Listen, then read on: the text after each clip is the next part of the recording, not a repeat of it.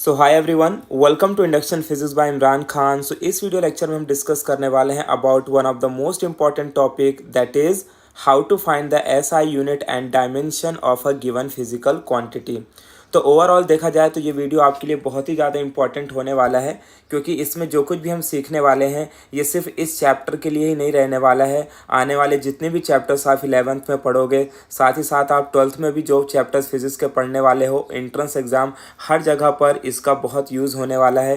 क्योंकि हम फिज़िक्स में फ़िज़िकल क्वांटिटीज़ के बारे में ही तो स्टडी करते हैं, और फिज़िकल क्वांटिटीज़ का हर एक का अपना क्या होता है, कोई ना कोई यूनिट होता है जिससे उसको रिप्रेजेंट किया जाता है।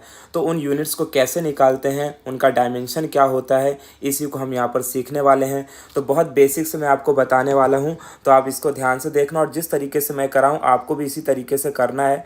और जैसे जैसे आप इसको इम्प्लीमेंट करते जाओगे, आप देखोगे कि आपको भी ऐसा यूनिट और डायमेंशन निकालना आ जाएगा। तो यहाँ पर जैसे कि मैंने बोला, सबसे बेसिक लेवल से हम शुरू करेंगे। तो first of all we will discuss about some fundamental quantities. जैसे फॉर एग्जांपल पहली मैं क्वांटिटी ले लेता हूँ जिसे हम बोलते हैं लेंथ। ठीक है, तो मान लेते हैं लेंथ मेरे पास क्या है, क्वांटिटी है।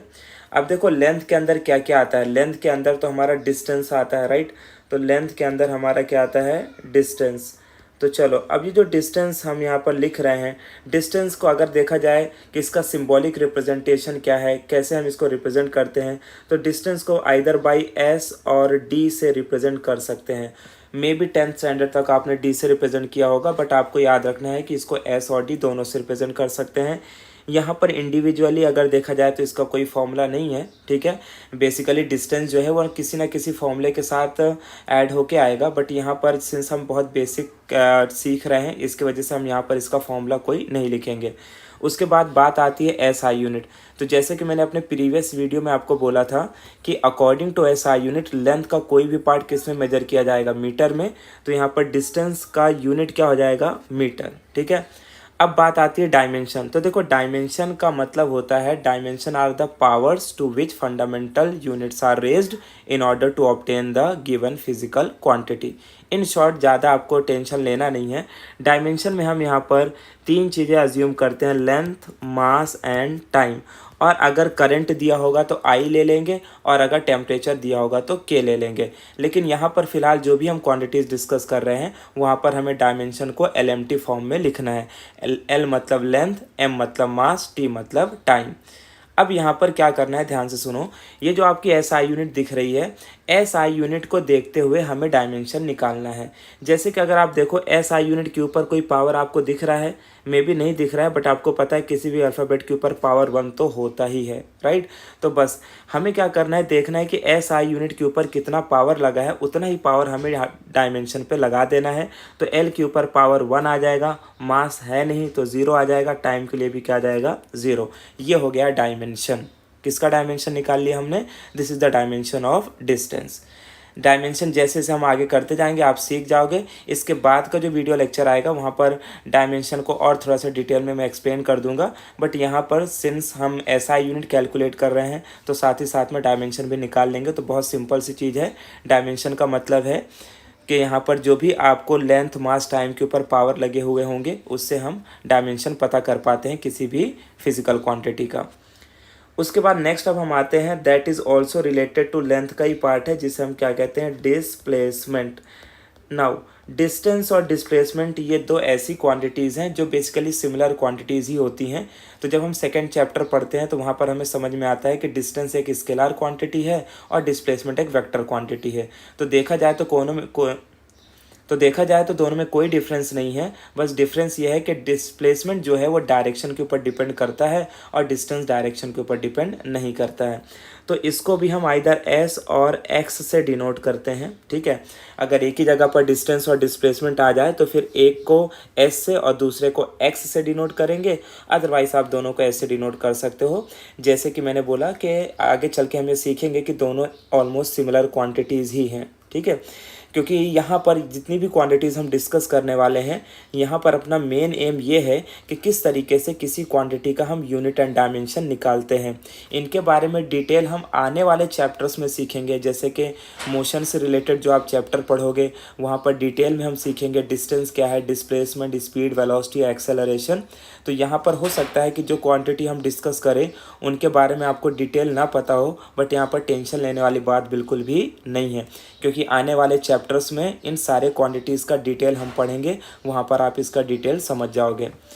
तो यहाँ पर हमने जैसे बोला डिस्प्लेसमेंट को एस या तो एक्स से डिनोट कर सकते हैं। इसका यहाँ पर इंडिविजुअल फॉर्मूला हम कुछ नहीं लिखेंगे।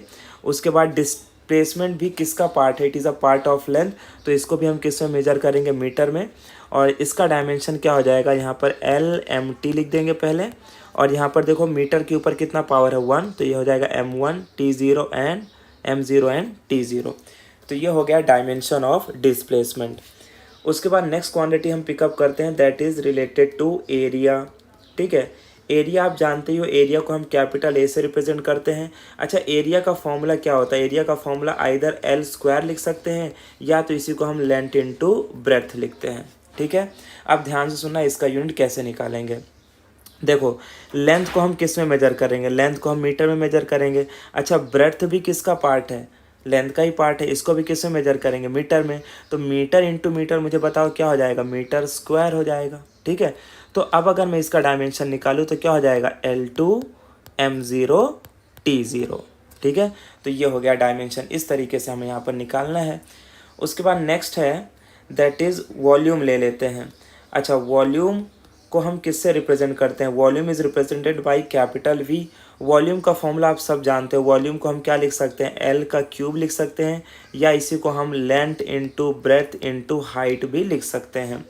अब देखो इसका कैसे यूनिट निकालेंगे, लेंथ का यूनिट क्या हो जाएगा, मीटर, ब्रेथ का यूनिट क्या हो जाएगा, मीटर, और हाइट का यूनिट क्या हो जाएगा, मीटर, बिकॉज ये लेंथ का ही सारे पार्ट हैं।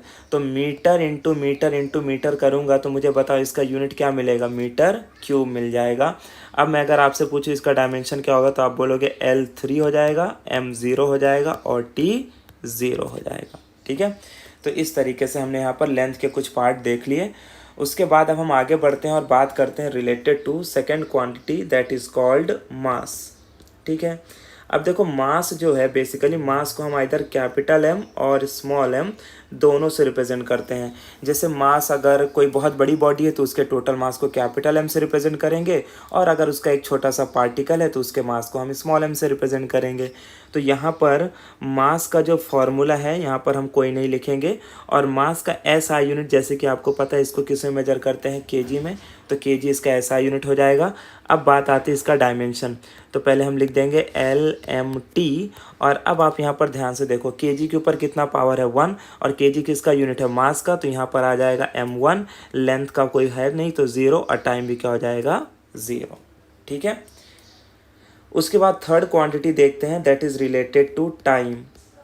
तो ये जो टाइम है हमारा, इसको हम कैपिटल T और स्मॉल t दोनों से रिप्रेजेंट करते हैं। जैसे हमने यहाँ पे मास के बारे में बताया, अगर टाइम थोड़ा बड़ा है तो वहाँ पर कैपिटल T, अगर बहुत छोटा टाइम है, इंस्टेंट टाइम है, तो उसे स्मॉल t से रिप्रेजेंट कर देंगे। और इसका भी यहाँ पर कोई फॉर्मूला नहीं है, और इसको हम किस में मेजर करेंगे, सेकेंड से मेजर करेंगे, राइट। तो यहाँ पर इसका डायमेंशन क्या हो जाएगा, LMT। यहाँ पर अब देखो L0 हो जाएगा, M0, और t की पावर क्या हो जाएगी, 1। तो इस तरीके से हमें डायमेंशन निकालना है। तो अभी तक जो भी हमने डायमेंशन देखे हैं that are related to some fundamental quantities के यूनिट्स एंड डायमेंशन। तो अब हम नेक्स्ट क्वांटिटी देखते हैं, quantity number 4 that is called speed. ठीक है, अच्छा, स्पीड को अगर मैं आपसे पूछूं किससे डिनोट करते हैं तो शायद आप नहीं बता पाओगे, क्योंकि वेलोसिटी को आप जानते हो कि v से डिनोट करते हैं, बट स्पीड को आप स्पीड ही लिखते थे 10th स्टैंडर्ड तक, बट आपको याद रखना है स्पीड को हम स्मॉल v से डिनोट करते हैं। अच्छा, स्पीड का फॉर्मूला आप जानते हो, इसको हम क्या बोलते हैं, डिस्टेंस अपॉन टाइम, तो ये हो जाएगा S/t, और या d/t भी आप लिख सकते हो।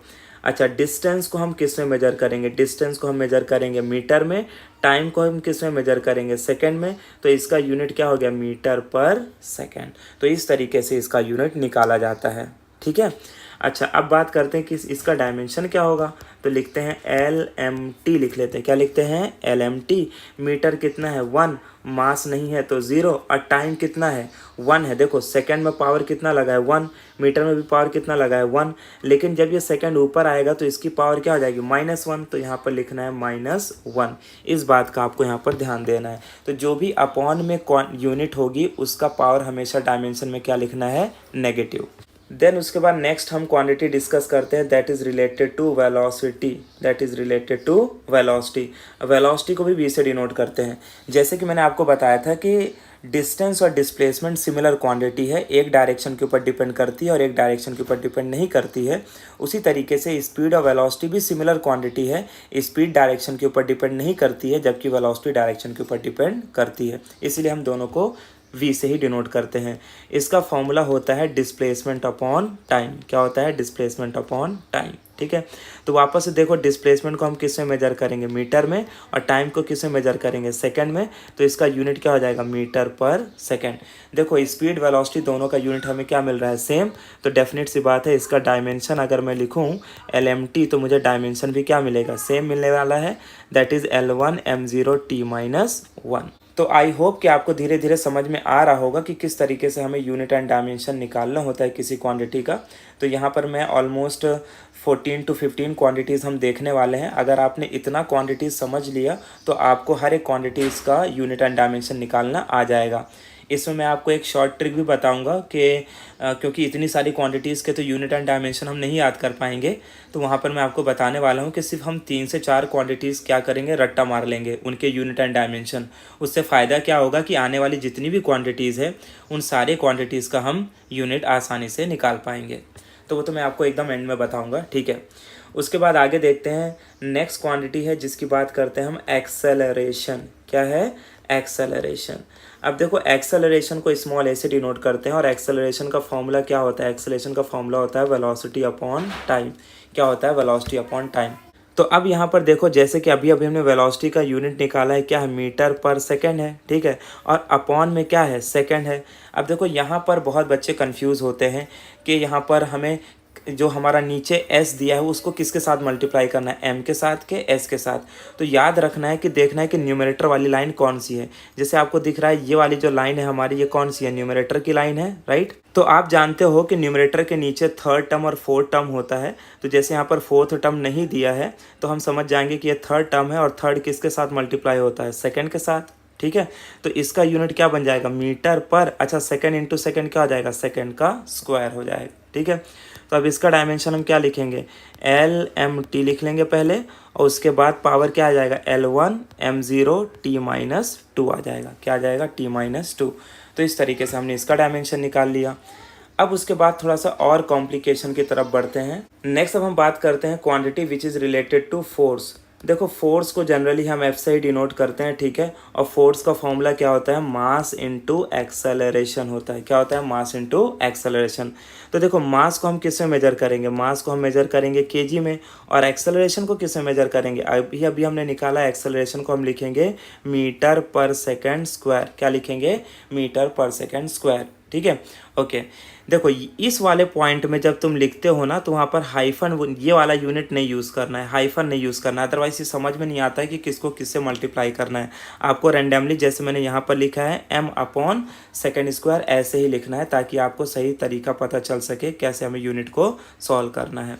तो अब देखो ये लिखा हमने kg मीटर पर सेकेंड स्क्वायर, तो अगर मैं इसको रीअरेंज करूँ तो मैं क्या लिख सकता हूँ? इसका यूनिट बन जाएगा kg, और देखो मीटर पर क्या हो जाएगा? सेकंड का स्क्वायर, ठीक है। क्या हो जाएगा? kg मीटर पर सेकंड का स्क्वायर हो जाएगा। ये हो गया SI यूनिट। किसका SI यूनिट? फोर्स का। अब हम इसका डायमेंशन लिख लेते हैं LMT। तो देखो यहाँ पर कितना मीटर है? 1 मीटर है। कितना kg है? 1 टाइम कितना है? -2 है, ठीक है। अच्छा, बट हम फोर्स का कभी ये यूनिट नहीं लिखते हैं ना, हम फोर्स को क्या लिखते हैं? हम फोर्स को लिखते हैं न्यूटन। तो ये हम जानते हैं कि फोर्स की जो डिस्कवरी है वो न्यूटन ने की थी, तो उसके नाम के रेस्पेक्ट देने के लिए उसके नाम का यूनिट हम यूज़ करते हैं। बट अगर हमें डायमेंशन निकालना हो तो हमें रियल यूनिट की ज़रूरत पड़ेगी, और वो रियल यूनिट क्या है? kg मीटर पर सेकेंड स्क्वायर है। उसके बाद जो हमारी नेक्स्ट क्वांटिटी आती है that is related to work. Work देखो क्या है, वर्क एक एनर्जी है, याद रखना वर्क क्या है, एनर्जी, इसे W से डिनोट करते हैं। अच्छा, वर्क का फॉर्मूला क्या होता है, वर्क का फॉर्मूला होता है फोर्स इनटू डिस्प्लेसमेंट। क्या होता है, फोर्स इनटू डिस्प्लेसमेंट। तो यहाँ पर मैंने x से डिनोट किया है, हम चाहिए तो इसे s से भी डिनोट कर सकते हैं। अच्छा, फोर्स का डायमेंशन अभी अभी हमने यूनिट निकाला है, क्या है फोर्स का यूनिट, इसको हमने लिखते हैं केजी मीटर पर सेकेंड स्क्वायर, ठीक है। अच्छा, डिस्प्लेसमेंट को जैसे मैंने बोला किस में मेजर करेंगे, मीटर में, तो देखो केजी और मीटर इंटू मीटर क्या हो जाएगा, मीटर स्क्वायर, तो इसका टोटल यूनिट हो जाएगा केजी मीटर स्क्वायर पर सेकेंड स्क्वायर, ठीक है। तो अब अगर हम इसका डायमेंशन लिखें तो क्या हो जाएगा, ये हो जाएगा L2 m1 और ये हो जाएगा T-2, ठीक है। इस तरीके से डायमेंशन निकालना है। अब यहाँ पर मैं आपको एक पॉइंट बताता हूँ कि कैसे हम किसी भी क्वांटिटी का यूनिट निकाल सकते हैं, क्योंकि यहाँ पर अब मैं यहाँ पर आपको एक बहुत इंपॉर्टेंट पॉइंट बताने वाला हूँ। ये जो आप यहाँ पर 4 क्वांटिटीज़ देख रहे हैं, वेलोसिटी, एक्सेलरेशन, फोर्स और वर्क, इन क्वांटिटीज़ के आपके यूनिट एंड डायमेंशन आपको रट्टा मार लेना है, यानी याद कर लेना है ना। रट्टा मारना मतलब याद कर लेना है, क्योंकि होगा क्या कि आने वाली जितनी भी क्वांटिटीज़ मिलेंगी हमें, वो कहीं ना कहीं इन्हीं क्वांटिटीज़ का ही यूज़ उनमें होने वाला है। तो अगर आपको याद होगा ना तो आप डायरेक्टली उस पर इम्प्लीमेंट कर पाओगे। जैसे देखो, हमने एक्सेलरेशन निकालना था तो वेलोसिटी का यूज़ कर लिया, फोर्स निकालना था तो एक्सेलरेशन का यूज़ किया, और वर्क निकालना था तो फोर्स का यूनिट हमने यूज़ कर लिया। तो अगर आप इन यूनिट्स को, ये जो यूनिट्स हमारे दिए हैं, इनको अगर आप याद कर लेते हो तो आपके लिए काम बहुत आसान हो जाएगा। तो आपको यहाँ पर यूनिट भी याद करना है और उनका ये डायमेंशंस भी याद कर लेना है, ठीक है। इतना काम तो आप कर ही सकते हो, ठीक है। इतनी सारी क्वांटिटीज़ में से सिर्फ इतनी क्वांटिटी के आप यूनिट एंड डायमेंशन याद कर लेना, और बहुत आसान है, आप इसे आसानी से याद कर सकते हो, ठीक है। तो अब आगे देखना आप कि इनका यूज़ किस तरीके से होता है। नेक्स्ट अब हम देखने वाले हैं quantity which is called density. देखो, डेंसिटी को नॉर्मली आपने डी से डिनोट किया होगा, बट अब यहाँ पर आपको 11th 12th या इससे जो भी आगे पढ़ना है वहाँ पर डेंसिटी को रो से डिनोट करना है, और इसका फॉर्मूला होता है मास अपॉन वॉल्यूम। क्या फॉर्मूला होता है, मास अपॉन वॉल्यूम। अच्छा, वॉल्यूम जब आप बनाते हो ना तो कैपिटल वी बनाओ, ठीक है, अदरवाइज बहुत लोग कन्फ्यूज़ हो जाते हैं, उन्हें लगता है कि वो स्मॉल वी फॉर वेलोसिटी है, but it is capital V.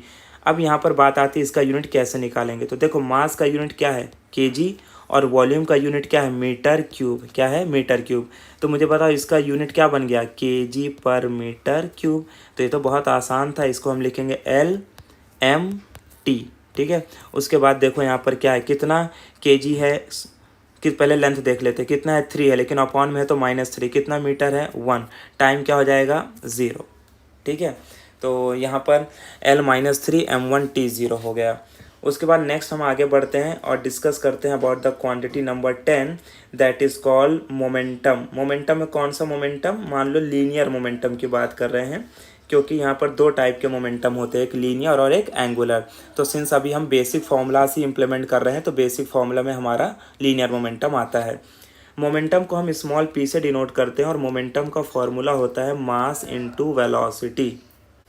अच्छा, यहाँ पर मैं आपको एक और बात बताते चलता हूँ कि बहुत सारे क्वांटिटीज़ के यूनिट एंड डायमेंशन मैच करते हैं, ठीक है। तो इससे कोई कन्फ्यूज़न नहीं होना चाहिए आपको। तो यहाँ पर देखो, मोमेंटम जो है, मोमेंटम में मास लिखा है, तो मास का यूनिट मुझे बताओ क्या होगा, केजी, और वेलोसिटी का यूनिट क्या होता है, वेलोसिटी का यूनिट होता है मीटर पर सेकेंड, ठीक है।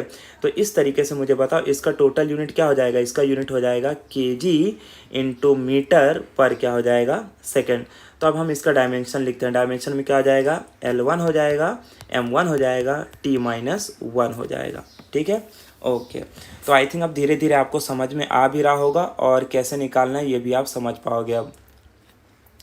नेक्स्ट अब हम क्वांटिटी डिस्कस करते हैं। एक क्वांटिटी है जिसे हम इम्पल्स कहते हैं। इम्पल्स बेसिकली फोर्स का ही एक टाइप समझ लो। इम्पल्स को हम जनरली जे से डिनोट करते हैं, और इम्पल्स का फॉर्मूला होता है फोर्स इनटू टाइम। क्या फॉर्मूला होता है, फोर्स इनटू टाइम। तो देखो, फोर्स आ गया ना यहाँ पर, तो देखो जैसे मोमेंटम में मास इंटू वेलोसिटी था, तो वेलोसिटी अगर यूनिट याद होगा तो आप डायरेक्टली रख दोगे। जैसे मुझे इम्पल्स निकालना, अगर फोर्स का यूनिट याद है तो आप डायरेक्टली रख दो, क्या रखोगे, केजी मीटर पर सेकेंड स्क्वायर, और टाइम का क्या होता है, सेकेंड। तो सेकेंड से एक सेकेंड क्या हो गया, कैंसल। तो मुझे बताओ फिर इसकी यूनिट क्या बची, इसकी यूनिट बची केजी मीटर पर सेकेंड। क्या बची, केजी मीटर पर सेकेंड। इसका डायमेंशन क्या हो जाएगा, L1 हो जाएगा, M1 हो जाएगा, T-1 हो जाएगा। तो यहाँ पर देखोगे तो मोमेंटम और इम्पल्स दोनों का यूनिट एंड डायमेंशन सेम आ रहा है। उसके बाद कुछ और क्वांटिटी डिस्कस कर लेते हैं, that is related to kinetic energy. क्या?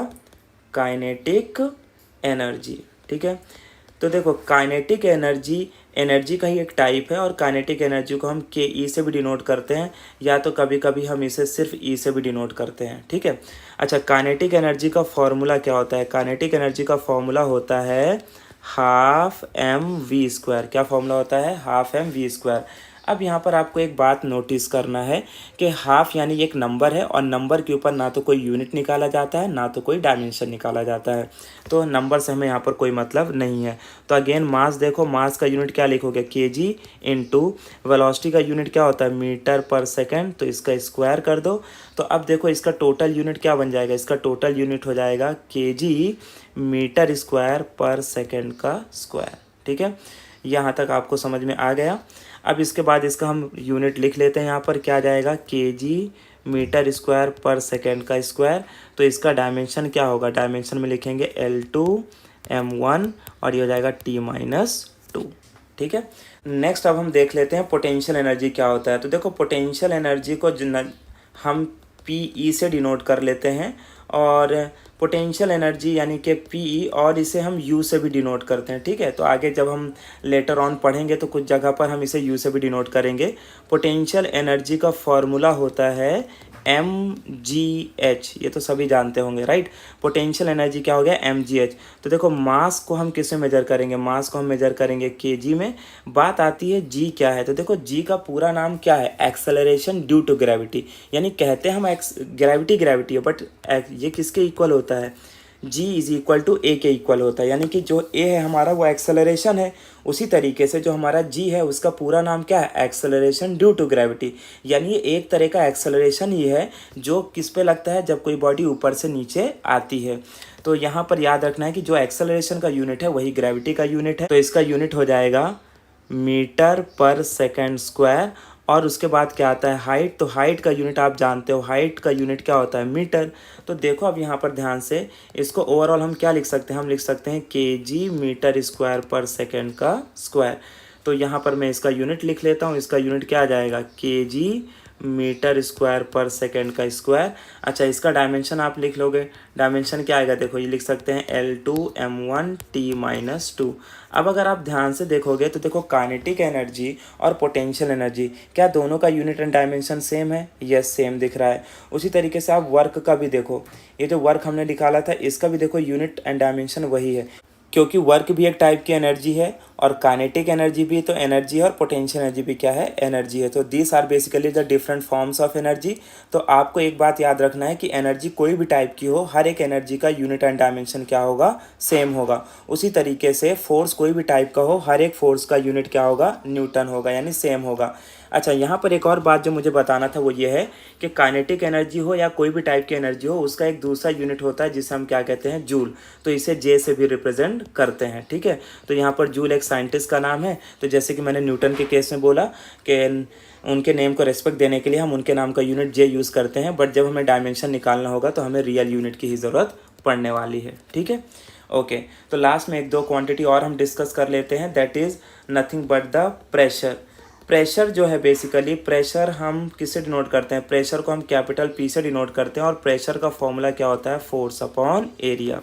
ठीक है, अब देखो फोर्स का यूनिट मैंने आपको क्या बताया था? फोर्स का यूनिट होता है केजी मीटर पर सेकेंड स्क्वायर, अपॉन यहाँ पर क्या दिया? एरिया। तो एरिया को क्या लिखेंगे? Metre square. अब वापस से बात आती है कि न्यूमरेटर की लाइन कौन सी है। तो देखो ये वाली जो लाइन आपको दिख रही है ये किसकी लाइन है? न्यूमरेटर की लाइन है। तो ये वाला थर्ड टर्म हुआ तो किसके साथ जाएगा? सेकंड के साथ। तो मैं यहाँ पर इसे लिख सकता हूँ, इसको लिख सकता हूँ मैं केजी, और ये हो जाएगा मीटर अपॉन, ये हो जाएगा सेकेंड स्क्वायर इंटू मीटर का स्क्वायर। तो देखो मीटर से 1 मीटर क्या हो गया? कैंसल। तो अब अगर मैं इसका फाइनल यूनिट लिखूँ तो क्या लिख सकता हूँ? इसका फाइनल यूनिट मैं लिख सकता हूँ केजी पर मीटर सेकेंड का स्क्वायर। याद रखना है सेकेंड को सबसे लास्ट में लिखना है। ये हो जाएगा L-1 M1 T-2। ठीक है, तो ये यहाँ पे हमें क्या मिल गया? प्रेशर का डायमेंशन मिल गया। तो केजी कितना है? 1, तो 1 आ गया। मीटर अपॉन में है तो -1, टाइम अपॉन में है तो -2। एंड द लास्ट अब हम एक और फॉर्मूला डिस्कस कर लेते हैं, that is related to power. देखो पावर का फॉर्मूला यानी पावर को भी कैपिटल पी से डिनोट करते हैं और पावर का फॉर्मूला होता है वर्क अपॉन टाइम। क्या होता है? Work upon time. ठीक है, तो वर्क का यूनिट क्या है? वर्क का यूनिट होता है केजी मीटर स्क्वायर पर सेकंड का स्क्वायर, और टाइम तो आप जानते हो सेकंड होता है। तो अब देखो वापस से न्यूमरेटर की लाइन तो ये वाली है ना, तो ये इसके साथ मल्टीप्लाई हो जाएगा। तो अगर ये इसके साथ मल्टीप्लाई होगा तो क्या बन जाएगा? इसे मैं लिख सकता हूँ देयरफॉर ये किसके इक्वल हो जाएगा? ये हो जाएगा केजी मीटर स्क्वायर पर सेकेंड का क्यूब। तो अब अगर मैं इसका डायमेंशन निकालूँ तो डायमेंशन क्या लिख सकते हैं? ये हो जाएगा L2m1t-3। तो इस तरीके से हमने यहाँ पर गिवन क्वांटिटीज़ का यूनिट एंड डायमेंशन निकाल लिया। एग्जाम में अगर कोई क्वांटिटी का यूनिट डायमेंशन पूछेंगे तो ये जो मैंने 15 क्वांटिटीज़ आपको लिखाई है यहाँ पर, इन्हीं में से कोई क्वांटिटीज़ पूछेंगे, अदरवाइज जो एक्सरसाइज में एक दो क्वांटिटीज़ दी हुई होंगी उनसे पूछेंगे। तो इस तरीके से हमने देख लिया कि कैसे हम किसी भी फिजिकल क्वांटिटी का एसआई यूनिट और डायमेंशन निकाल सकते हैं। तो ये बहुत ही ज़्यादा इंपॉर्टेंट पार्ट है क्योंकि इसका यूज़ हमें ऑलमोस्ट हर एक चैप्टर्स में करना है, क्योंकि आप हर एक चैप्टर में डिफरेंट क्वांटिटीज़ को पढ़ोगे, वहाँ पर उनके यूनिट्स एंड डायमेंशन निकालना होगा। तो आपको यही तरीका, यही मेथड अप्लाई करके उनका यूनिट एंड डायमेंशन निकालना है। खाली बस आपको एक बात ये याद रखना है कि यहाँ पर जैसे कि मैंने आपको बोला, वेलोसिटी, एक्सेलरेशन और फोर्स एंड वर्क, ये चार क्वांटिटी के यूनिट एंड डायमेंशन आपको याद कर लेना है, क्योंकि आप देख रहे हो कि जब हमने नीचे के कुछ यहाँ पर फॉर्मूले अप्लाई किए हैं वहाँ पर इन सब जगह पर ये क्वांटिटीज़ आ रही हैं। तो अगर आपको डायरेक्टली इनका यूनिट याद होगा तो आप आसानी से निकाल पाओगे इनका एसआई यूनिट एंड डायमेंशन। और एक बात, जब आप ये निकालना सीख जाओगे ना तो आप देखोगे कि आप डायमेंशन से ही डायमेंशन निकाल लोगे, फिर आपको यूनिट भी निकालने की ज़रूरत नहीं पड़ेगी। इसके बाद जो हमारा नेक्स्ट लेक्चर होगा उस लेक्चर में हम डिस्कस करने वाले हैं about the different uses of dimension के बारे में, कि डायमेंशन का हम कहाँ पर और क्या क्या यूज़ करते हैं।